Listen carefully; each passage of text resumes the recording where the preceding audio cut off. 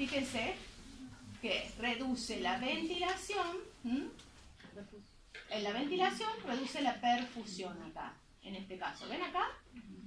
Arteriola pulmonar, ante una reducida ventilación, se reduce la perfusión. Y acá ¿qué tenemos? Un aumento de la ventilación. ¿Ven que está más gordo acá? ¿Qué quiere decir? Que adentro hay mayor presión parcial de oxígeno, menor de dióxido. Fíjense que siempre hablamos del alveolo. ¿Qué va a pasar en las arteriolas pulmonares? Broncodilatación. ¿Sí? Perdón, es vasodilatación. ¿Sí? Acá. Porque estamos hablando de este alveolo. Acá la relación es directa con el alveolo. Pero siempre tengan en cuenta que también va a tener injerencia la presión parcial de los líquidos intersticiales. ¿Ah? Sí. Ahí en el segundo, si sí. se está vasodilatando, el alveolo no se broncocontrae al mismo tiempo. Ah, ¿en este? Claro. Claro, porque, y por eso hay mecanismos, se está dando todo al mismo tiempo. Está bien la pregunta. ¿Se acuerdan que dijimos que los bronquios cercanos a ese alveolo tan distendido van a tender a colapsarse? ¿Sí? ¿Se acuerdan? Por la interacción dinámica que hay. Por lo tanto, si tiende a colapsarse, ¿cuál va a ser la respuesta? No va a haber cambio en la ventilación de ese alveolo, por lo tanto, con más fuerza se va a dar el redireccionamiento de la sangre a otro alveolo, que esté bien ventilado. Siempre piensen que la función de esto es mantener la relación ventilación-perfusión. O sea que un alveolo bien ventilado recibe una buena cantidad de sangre. ¿Sí? Ahora, mecanismos, fíjense, que pueden mediar esa broncoconstricción. Cuando hablamos de broncoconstricción ya habíamos hablado de algunos que son sistémicos, pero fíjense que también la endotelina 1, ¿ven acá? ¿Qué hace?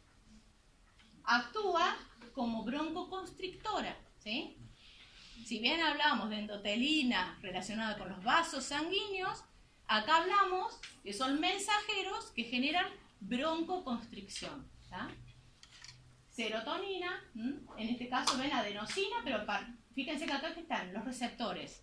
Porque también decimos adenosina, pero ¿cómo? Si en el corazón es el principal mensajero que produce vasodilatación.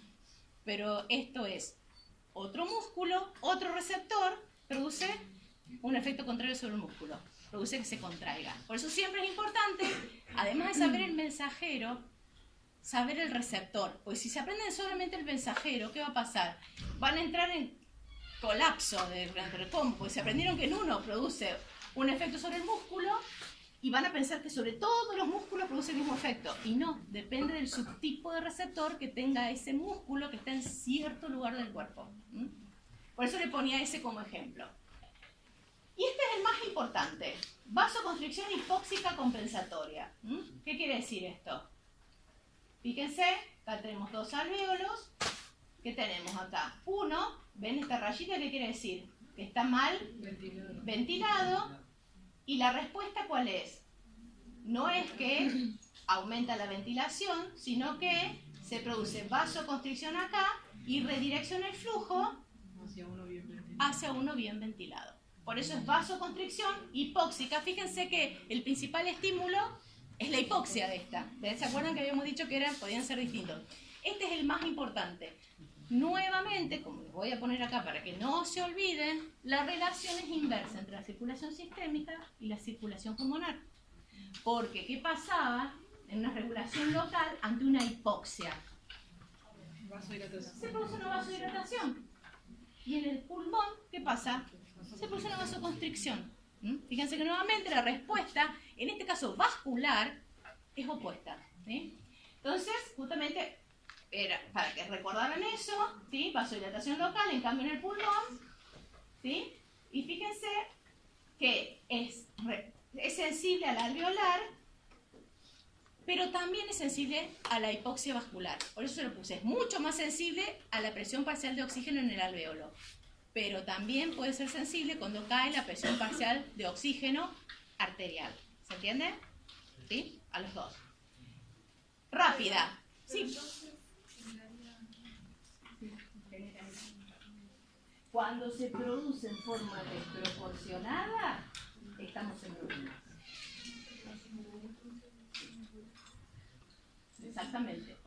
hablamos de mecanismos que, fíjense qué pasa ahí. Son mecanismos momentáneos, rápidos, tarda un minuto.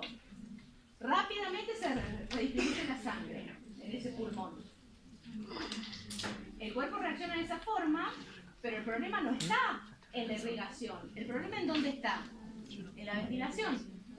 Si se prolonga, si es momentáneo, listo. Se arregla el problema en la ventilación, todo vuelve a la normalidad. Si el problema es crónico, ¿sí?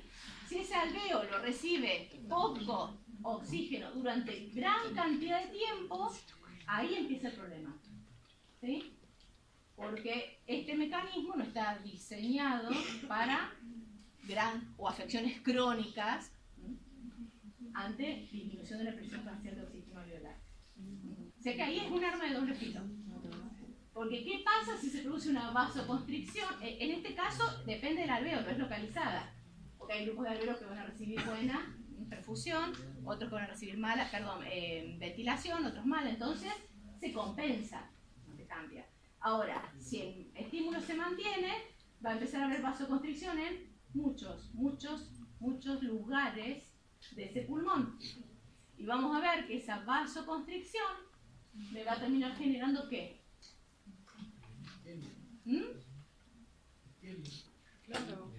Pero recuerden que si hay vasoconstricción en un sector, a medida que aumenta la vasoconstricción del sector, ¿qué pasa con el flujo sanguíneo en los otros sectores? Aumenta. Y si aumenta el flujo sanguíneo en esos sectores, ¿qué pasa con la presión pulmonar? La presión arterial pulmonar. Aumenta. ¿Qué pasa con el intercambio de líquido en esos capilares? Aumenta la presión hidrostática, fuerzas de Starling, sale líquido. ¿Y hacia dónde sale el líquido en esos capilares? Hacia el alvéolo. ¿Qué tenemos? Edema pulmonar. Y ahí, ese es el problema. No en esos alvéolos que están bien ventilados, sino que encima en los que estaban bien ventilados, si no resolvemos el problema, se produce aumento del líquido que va hacia el alvéolo y se interrumpe o se altera la hematosis. ¿Se entiende el concepto? ¿Sí? O sea que se empieza a hacer cada vez más. ¿Pero por qué? Porque el problema en realidad esto es una compensación para un problema que teóricamente podría ser transitorio. El problema es cuando eso se hace crónico. Mecanismo. ¿Cuál es el mecanismo a través del cual esta arteriola que irriga este capilar produce vasoconstricción? Fíjense cuál es el mecanismo. Acá que tenemos canal de potasio que está bloqueado. El potasio no puede salir, por lo tanto, aumenta la cantidad de iones potasios internos, se despolariza la célula. Acá tenemos canales de calcio, voltaje dependiente tipo L, que se abren. Entra calcio, se contrae. Ahora, hay un montón de disquisiciones de cómo es el mecanismo a través del cual ese canal de potasio, que típicamente ahí, fíjense, hay una flecha que viene de arriba y dice caída de la presión parcial de oxígeno, cierra el canal de potasio. ¿Cómo? Primero, ¿el canal es sensible al oxígeno? Se dieron cuenta que el canal no es sensible al oxígeno. ¿No es calcio dependiente? ¿El canal de potasio? Pero este no. Este es un canal de voltaje, KB. No es uno BK. Ni veo. No, este es un KB, es uno común, voltaje dependiente. Dijeron, son canales específicos, voltaje dependiente, que hay en esta célula, que son sensibles al oxígeno. Y no. Entonces, tuvieron que seguir pensando, ¿y qué descubrieron? Fíjense que al caer la presión parcial de oxígeno, fíjense, por debajo de 70 milímetros de mercurio, estamos hablando del alvéolo, ¿sí? Que eso se va a transferir a los líquidos intersticiales, a todos los líquidos que rodean acá, por lo tanto, disminuye la presión parcial de oxígeno, disminuye la actividad que genera ATP en la mitocondria, genera radicales libres. Y son esos radicales libres, esos canales de voltaje dependiente son sensibles al aumento de los radicales libres, que se producen cuando la mitocondria funciona mal. Al aumentar los radicales libres, se cierran esos canales, aumenta el potasio, se despolariza y los canales de calcio, voltaje dependiente, que se abren con la despolarización, se abren y entra el calcio. ¿Sí? O sea que eso es la última teoría de cómo funcionan estos canales. Bien, voy para el otro lado. Entonces, todos estos procesos que vimos, fíjense, la ventilación logra que esas presiones parciales de los gases tengan un nivel óptimo para el intercambio. Toda la ventilación. Cuando hablamos de ventilación alveolar. A su vez, hay que asegurarse que la relación entre la ventilación y perfusión sea la adecuada para que los gases difundan en la mayor cantidad de los alvéolos en la membrana alveolo-capilar, que es la última parte que nos falta, ¿sí? El intercambio de gases. Ahora, nosotros hasta ahora estuvimos hablando solamente de presiones, ¿sí? No hablamos de la composición del aire, ¿no? La composición del aire, ¿qué quiere decir? ¿Cuánto oxígeno, cuánto dióxido y cuánto de otros gases puede contener el aire atmosférico y el aire alveolar? Obviamente que los que nos interesan son el oxígeno y el dióxido. El resto no nos interesan por ahora. Entonces la composición, fíjense, cuando hablamos de aire inspirado a nivel del mar, que tenemos 158 milímetros de mercurio de oxígeno y 0,2 milímetros de mercurio de dióxido. Recorrió por la vía aérea, llegó al alvéolo y fíjense la composición del aire alveolar. No es la misma que la de el aire, ¿sí? O sea que ahí ya tenemos una diferencia en la composición, que tiene relación con, ¿ven? El aire alveolar, el oxígeno cae, hay una diferencia, y el dióxido aumenta, ¿sí? Fíjense que aumenta el agua. ¿Por qué aumenta? Porque a lo largo de esa vía aérea se van aportando moléculas de agua. Por lo tanto, cuando tenemos que explicar cómo se modifica la composición del aire alveolar respecto al aire atmosférico, tenemos que incluir varias razones. Una de ellas es el aporte de moléculas de agua. Es la más fácil de acordarse, ¿sí?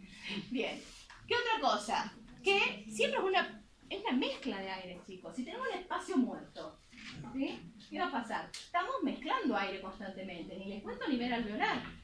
No todos los alvéolos recambian, no es que se vacían y entra un aire nuevo. Siempre hay un volumen residual. Por lo tanto, el aire que ingresa al llegar al alvéolo se mezcla con ese volumen residual. Ese volumen residual tiene gran cantidad de dióxido de carbono, porque el dióxido de carbono constantemente, porque no es que nosotros en cada inspiración y expiración tenemos que esperar para hacer el intercambio. No, constantemente, son gases, difunden a lo largo de la membrana. El dióxido difunde rápidamente de la sangre al alvéolo. Por lo tanto, obviamente, hay poquito en el aire, pero cuando llega el volumen corriente al alvéolo, hay gran cantidad de dióxido, porque constantemente va llegando dióxido por la hematosis al alvéolo. Por otro lado, constantemente el oxígeno está difundiendo hacia los tejidos, por lo tanto, también está bajando ese porcentaje, esa composición en milímetros de mercurio. Y a su vez, tenemos que aplicar ¿qué ley acá? ¿Qué ley de gases? ¿La difusión? Gases. No, estamos hablando de composición. De composición. La de Dalton. ¿Por qué? ¿Qué dice la ley de Dalton? ¿Ah? ¿Qué dice? Vamos, ¿qué dice? ¿Ah? ¿Qué dice la ley de Dalton? ¿Se acuerdan? ¿Cómo? Bien. ¿Qué es? Que la presión de un gas, de una composición de gases, es la suma de las presiones parciales de cada uno de los gases que contiene, ¿sí? Por lo tanto, si estamos aportando moléculas de agua, pero la presión es la misma, ¿sí? Que estamos disminuyendo otras presiones parciales, porque la suma tiene que darme siempre igual. ¿Se entiende? ¿Sí?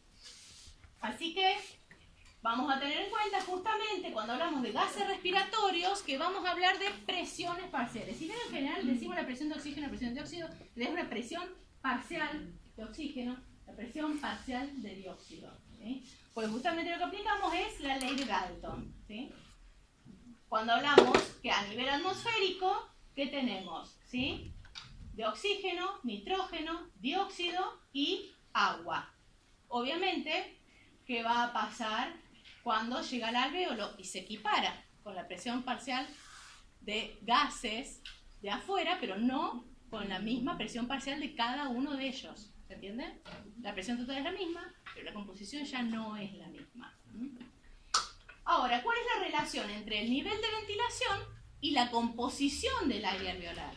¿Ah? Porque acá hablamos solamente de cuando hay un ciclo respiratorio normal, una frecuencia respiratoria normal. Ahora, si cambiamos el ritmo de ventilación, ¿cambia la composición del aire alveolar? ¿Se entiende lo que les pregunto? Sí. Nosotros estamos diciendo que la composición del aire es una, la del alveolo es otra, y podemos explicar por qué son diferentes. Ahora decimos, ¿hay relación entre la composición del aire de ese alvéolo y la frecuencia respiratoria? ¿Y tienen la misma difusión? ¿Difunden a la misma velocidad? ¿No importa eso? Sí, no cambió ningún otro parámetro. Todo sigue igual, lo único que cambiamos es que aumenta la cantidad de veces que ventilamos ese alvéolo por minuto. Frecuencia respiratoria.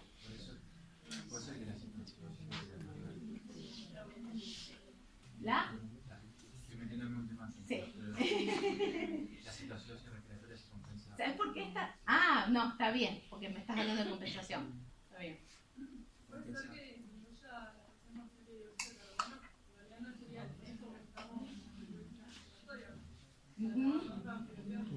Se van perdiendo más moléculas de dióxido, ¿sí? Y se van incorporando más moléculas de oxígeno por la misma cantidad de tiempo, ¿sí? ¿Se entiende? Sí cambia, fíjense, ¿qué pasa? Primero hay que tener en cuenta varias cosas, pero dijimos que tenemos que tener fijo el resto de los parámetros, ¿se entiende? Cuando hablamos de cambio en la ventilación decimos, pero el resto de los parámetros pensemos que están fijos. ¿Qué quiere decir parámetro fijo? Que el metabolismo del cuerpo es el mismo. Entonces, la presión del oxígeno, presión parcial de oxígeno que llega para el intercambio, no cambia, ¿se entiende? Porque la producción de dióxido es la misma, no cambia el metabolismo corporal. ¿Sí? ¿Se entiende el concepto? Entonces, teóricamente, fíjense qué pasa. Con un metabolismo que no cambia y con una ventilación normal, de frecuencia respiratoria normal, fíjense que siempre la cantidad de dióxido de carbono es cerca de 40 milímetros de mercurio. ¿Sí? Fíjense que acá que tenemos A mayúscula, ¿qué quiere decir alveolar? Porque dentro de un ratito va a aparecer la A minúscula, ¿qué quiere decir arterial? Entonces también, otra cosa, prestar atención, cómo se está codificando la información en cada libro. Prestar atención porque justamente también es presión parcial de dióxido y presión parcial de oxígeno. Pero después, tenemos que ver, ¿me está hablando del alvéolo o me está hablando de la arteria? ¿Sí? Entonces, en la mayoría de los libros, cuando se habla de alvéolo es A mayúscula, cuando se habla de arteria es A minúscula. Pero por las dudas, en la bibliografía que usan, fíjense cuál es la codificación de eso. Entonces, acá que estamos hablando de la presión parcial del dióxido alveolar. Entonces, siempre se mantiene cerca de 40 milímetros de mercurio. ¿Sí? ¿De qué va a depender eso? Estamos hablando de la producción y la remoción por la ventilación. Como si mantenemos la producción normal, no la aumentamos, con una frecuencia respiratoria normal, siempre nos vamos a acercar a 40 milímetros de mercurio en el alvéolo. En condiciones de equilibrio, el dióxido que se elimina es igual a la producción. Y ese es el concepto básico importante, ¿sí? Que estamos manteniendo un balance importante. Si no aumentamos la producción, ¿sí? Ahora, si aumentamos la producción, pero no aumentamos la frecuencia respiratoria, ¿qué va a pasar? Una acidosis respiratoria. Vas a aumentar la presión de dióxido de carbono arterial y no lo vas a estar eliminando. Ahora, si el balance es directo, si aumentas la frecuencia respiratoria y la producción es la misma, se va a ir disminuyendo la presión parcial de dióxido de carbono. Por eso siempre es más fácil identificar con el dióxido de carbono, en cambio. Entonces hablamos justamente, siempre teniendo en cuenta, tienen que pensar, ¿está estable el metabolismo? ¿La producción es la misma? ¿Está estable la frecuencia respiratoria? Siempre piensen ahí, ¿de dónde sale? O sea, la producción y la eliminación. Entonces, fíjense acá que tenemos, en condiciones estables de metabolismo, acá que tenemos ventilación alveolar. ¿Ven esta curva? Ventilación alveolar, 4 litros por minuto. ¿Ven acá? ¿Qué tenemos acá? Si vamos para este lado, es una hipoventilación. Si vamos para el otro lado, una hiperventilación. ¿Y acá qué tenemos? Fíjense qué pasa. A niveles normales, ¿qué teníamos? En el alveolo, porque esto es presión parcial alveolar. ¿Ven los ejes? ¿Sí? Ventilación alveolar, presión parcial alveolar. Teníamos 40, ¿sí? Con la ventilación normal y 100 con la ventilación normal de oxígeno. Ahora, ¿qué pasa cuando hiperventilamos? Que era el ejemplo. Aumenta la presión parcial de oxígeno y disminuye la presión parcial de dióxido alveolar. ¿Sí? Lo opuesto pasa cuando disminuimos la ventilación. Aumenta la presión parcial del dióxido alveolar y disminuye la de oxígeno alveolar. Eso siempre tienen que tener en cuenta entonces porque es importante saber la presión parcial de esos gases en el alvéolo porque va a influir directamente con la hematosis.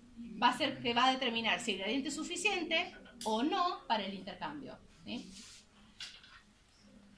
Bueno, eso es lo que dice ahí. Eso es importante porque va a determinar el intercambio. Justamente, ¿por qué? Porque ese intercambio, que es por difusión simple, no hay ningún mecanismo, ningún otro mecanismo, ¿sí? Que se aplica entonces la ley de Fick, que vamos a tener, ¿se acuerdan? Esa difusión va a depender, ¡ay, qué feo que quedó! Pero después le va a quedar lindo.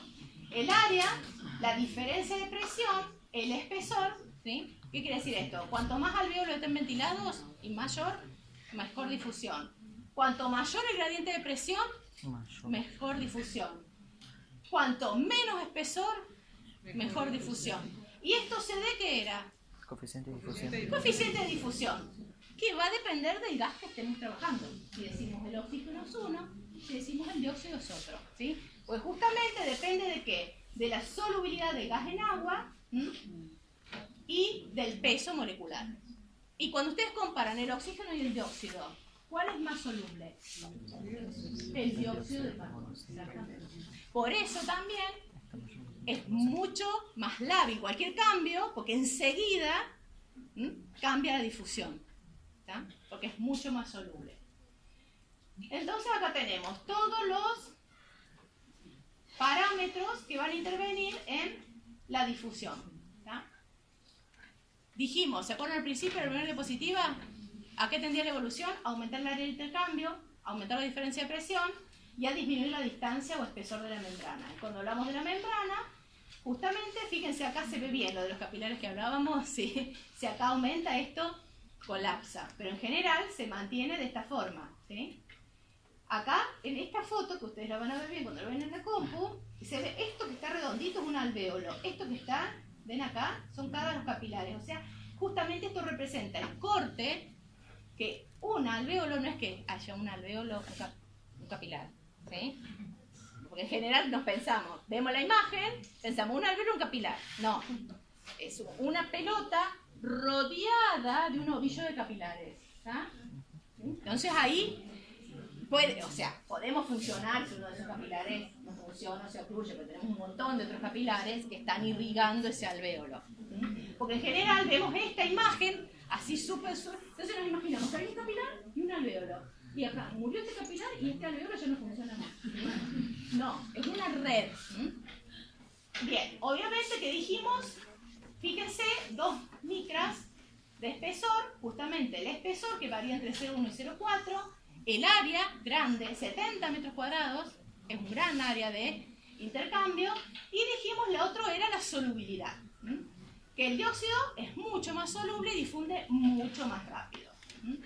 Y acá aplicamos otra de la ley de los gases que conocen ustedes, que es la ley de Henry. ¿Sí? ¿Por qué es importante esto que tengan en cuenta? Porque nosotros estamos hablando de un gas en una masa de aire. Y después pasamos a hablar de un gas soluble en líquido. ¿Sí?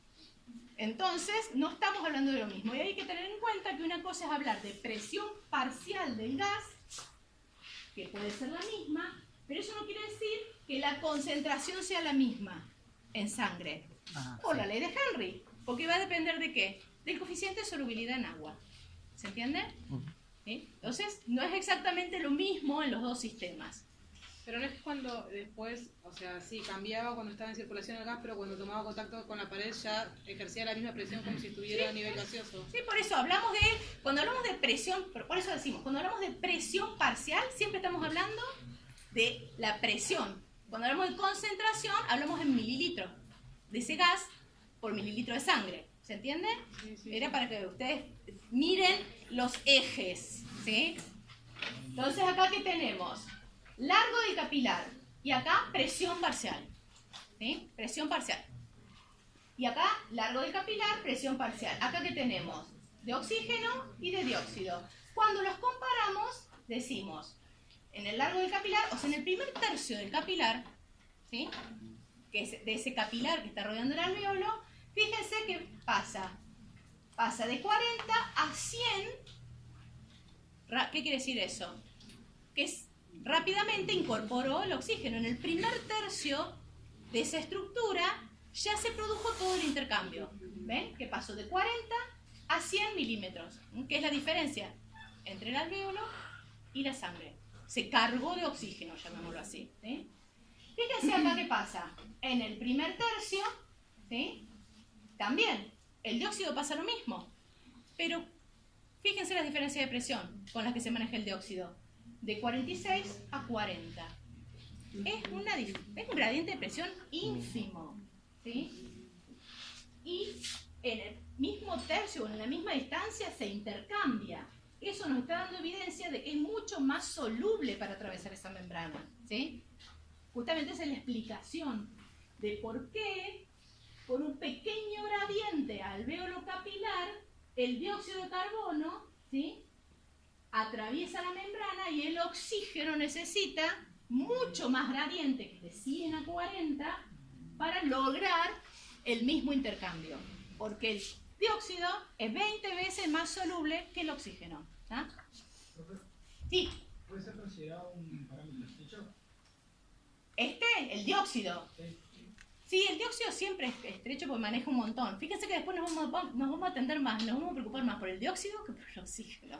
¿Sí? Fíjense que ya estamos hablando del dióxido. ¿Por qué? Porque dijimos esta cuestión de que teóricamente está en un balance perfecto. Lo que se produce se elimina. Por lo tanto, vamos a tener ahí y encima es muy soluble. O sea que nos da una idea perfecta de cómo está funcionando el sistema. Ahora, miren este eje. Es parecido al que vimos recién. ¿Sí? ¿Ven? Presión de oxígeno. Pero fíjense que acá, ¿qué tenemos? ¿Tenemos largo del capilar? No. Tenemos tiempo. ¿Sí? Entonces, ¿qué nos está diciendo acá? Que con un gasto cardíaco normal, pues siempre la hematosis se relaciona directamente con el gasto cardíaco. ¿Sí? Porque es lo que permite el flujo de sangre, que permite la ventilación adecuada. Entonces, con un gasto cardíaco normal, el eritrocito que está recorriendo ese capilar, fíjense lo que tarda en atravesar ese capilar. ¿Sí? Ese pedacito de capilar que está en contacto con el alvéolo. 0,75 segundos promedio, es entre 0,6 y 0,8. Ahora, fíjense, ven que acá está, este es el final del capilar. En 0,25 ya se produjo el intercambio, ¿ven? 40, 100. ¿Está? O sea que, ¿qué pasa? El resto de ese capilar ya está oxigenado, por más que tenga la posibilidad de hacer más intercambio. Ya intercambió todo, ya llegó a 100 milímetros de mercurio. ¿Ah? ¿Ven? Entonces, tiempo. Ahora, fíjense que estos 0,50 que están acá se llaman reserva funcional, pero no los estamos utilizando. ¿Sí? Ahora, si aumenta el gasto cardíaco, ¿qué quiere decir? Que ese glóbulo rojo que tardaba 0,75, ¿sí? ¿Qué va a tardar? 3. Tarda 0,3 en hacer el mismo recorrido. ¿Sí? ¿Por qué? Porque el flujo aumentó. Entonces, ¿qué pasa? tenemos esa reserva, que quiere decir que por más que aumente la velocidad con que ese eritrocito atraviesa, siempre se va a oxigenar al 100%. ¿Se entiende? Imagínense si la oxigenación a 100 milímetros de mercurio tardara 0,6. ¿Qué quiere decir? Que cuando nosotros estamos haciendo ejercicio, entraríamos en hipoxia. ¿Se entiende? ¿Sí? Justamente, este mecanismo de reserva funcional que nos está diciendo que a pesar de que el eritrocito pase mucho más rápidamente por ese capilar, como solamente les requiere 0,3, 0,25 en realidad, segundos, se oxigena perfectamente la sangre. Más allá del aumento del gasto cardíaco. O sea, fíjense que hay un montón de mecanismos compensatorios, ya vimos varios, que ante un aumento del gasto cardíaco se asegura la perfusión. Y se asegura que esa perfusión permita una hematosis adecuada. ¿Sí? Bien. ¿Por qué es importante esto? Y ya terminamos, porque ya después viene la otra clase. Relación teórica entre la ventilación alveolar y el contenido arterial de oxígeno. Fíjense que dice relación teórica. Fíjense, las curvas son parecidas a las que vimos recién. ¿Ven? ¿Qué tenemos acá? Ventilación alveolar, ¿ven? 4 litros por minuto. Y acá, ¿qué tenemos? Las otras dos curvas. ¿Sí? Acá, ¿qué tenemos? Oxígeno, dióxido. Pero fíjense cómo es la mayúscula o minúscula. Minúscula. O sea que ahí ya estamos hablando de presión arterial. O sea, ¿qué quiere decir? Que hay una constante, una equivalencia o una coordinación entre la cantidad de oxígeno alveolar y la cantidad de oxígeno arterial. Teórica, decimos. Estos son experimentos teóricos. O sea que teóricamente quiere decir, cuando aumentamos la ventilación alveolar, ¿qué pasa con, qué debería pasar, perdón, con la presión parcial de oxígeno arterial? Seguir la misma curva. ¿Qué debería pasar con la presión de dióxido arterial? Seguir la misma curva. Pero ¿cuál es la diferencia? ¿Por qué decimos teórica? No, porque es igual, acá ya estamos, ya difundió. ¿Sí? Pero ¿por qué decimos teórica? Las condiciones no son las mismas. Sí. ¿Cómo se transporta el dióxido de carbono? Unidad de hemoglobina. Por eso decimos teórico. ¿Sí? Porque esa cantidad de oxígeno, y ahora hablamos de cantidad de oxígeno, no se transporta suelto o disuelto en el plasma, ¿sí? Sino que se transporta en su mayor porcentaje junto con la hemoglobina. Entonces fíjense qué tenemos acá. Esto que tenemos acá es justamente fíjense que dice C, no dice P, no dice presión, dice cantidad de oxígeno. Porque acá estamos integrando el oxígeno que es transportado por la hemoglobina. ¿Ah? O sea que justamente cuando hablamos de una ventilación podemos decir presión, que hay una coordinación entre la cantidad de presión parcial alveolar y arterial.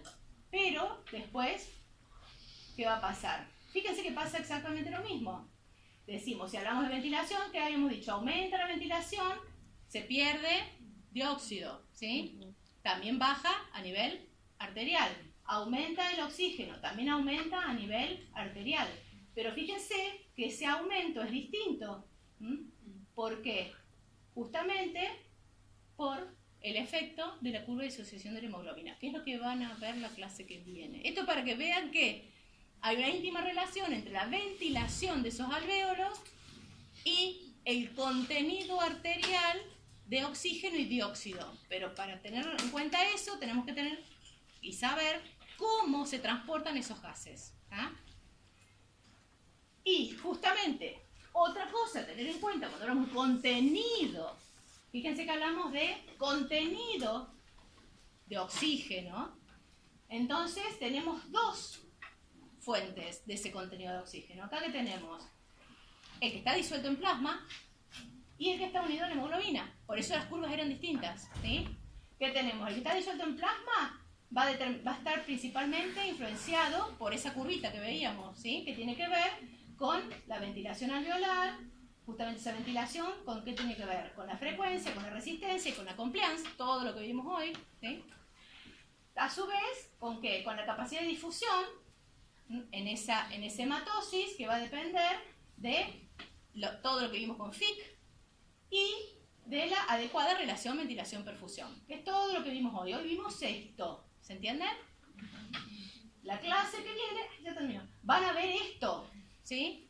Porque parte del contenido de oxígeno arterial depende de ¿qué? De la hemoglobina. ¿Y qué depende? La hemoglobina vamos a depender de todo lo que tenga que ver con la hemoglobina, desde la cantidad de hemoglobina que tenemos circulando hasta la saturación de esa hemoglobina que tenemos circulando, ¿ya?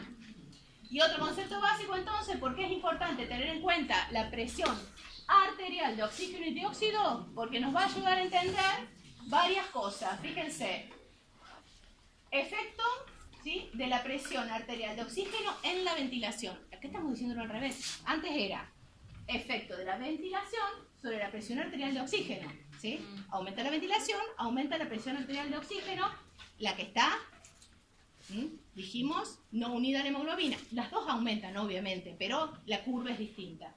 Acá, ¿qué estamos diciendo? ¿Cómo cambia la ventilación en función de la presión arterial de oxígeno? ¿Ven que estamos diciéndolo a la inversa? Causa-efecto son distintos, ¿sí? Aumenta la ventilación, aumenta la presión arterial de oxígeno. Causa-efecto. Y en este caso es, aumenta, o vamos a hacerlo como más fácil de interpretar, disminuye la presión parcial de oxígeno arterial. ¿Cuál va a ser la consecuencia o el efecto? Aumenta la ventilación. Pero eso va a ser por mecanismos sistémicos y mecanismos reflejos. ¿Se entiende? Por eso siempre tienen que identificar la causa y el efecto. Porque si no, parece que están diciendo lo mismo y no están diciendo lo mismo. Estos son los dos típicos ejemplos. Entonces, ¿cuál va a ser la influencia de estas dos presiones? Vamos a ver el año que viene sobre el ritmo respiratorio, la profundidad de la respiración y lo que sí vimos hoy sobre qué es, que también tiene influencia sobre la vía aérea. ¿Se acuerdan? Que a nivel pulmonar el mayor impacto es el alveolar, el aire alveolar, pero también tiene impacto la presión parcial de las arteriolas. ¿Va? Bien, y acá terminamos. Así que